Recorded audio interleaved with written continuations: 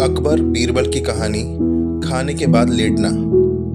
दोपहर का समय था। राजा अकबर अपने दरबार में बैठे कुछ सोच रहे थे। अचानक उन्हें बीरबल की कही हुई एक बात याद आ गई। उन्हें याद आया कि एक बार बीरबल ने उन्हें एक कहावत सुनाई थी जो कुछ इस तरह थी। खाने के बाद लेटना और मारने के बाद भागना एक सयाने मनुष्य की निशानी होती है। राजा सोचने लगे, अभी दोपहर का समय है, यकीनन बीरबल खाने के बाद सोने की तैयारी में होगा। चलो आज उसकी बात को गलत साबित किया जाए। यह सोचकर उन्होंने एक सेवक को आदेश दिया कि इसी वक्त बीरबल को दरबार में उपस्थित होने का संदेश दिया जाए। बीरबल अभी खाना खाकर बैठे ही थे कि सेवक राजा का आदेश लेकर बीरबल के पास पहुंचा। बीरबल आदेश के पीछे छिपे राजा की मंशा भली भांति समझ गए। उन्होंने सेवक से कहा, तुम थोड़ी देर रुको, मैं कपड़े बदलकर तुम्हारे साथ ही चलता हूँ। अंदर जाकर बीरबल ने अपने लिए एक तंग पजामा लिया।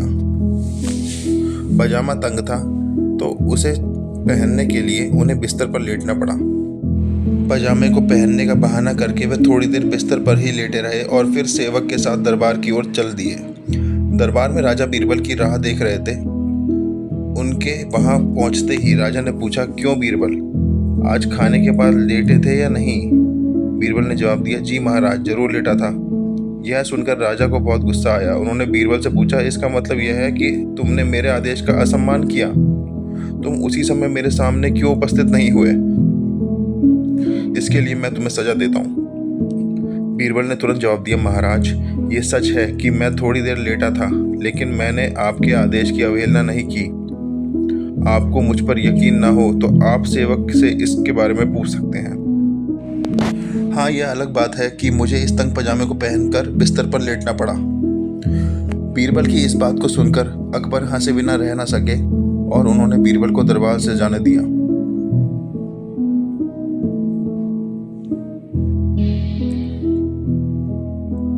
कहानी से सीख।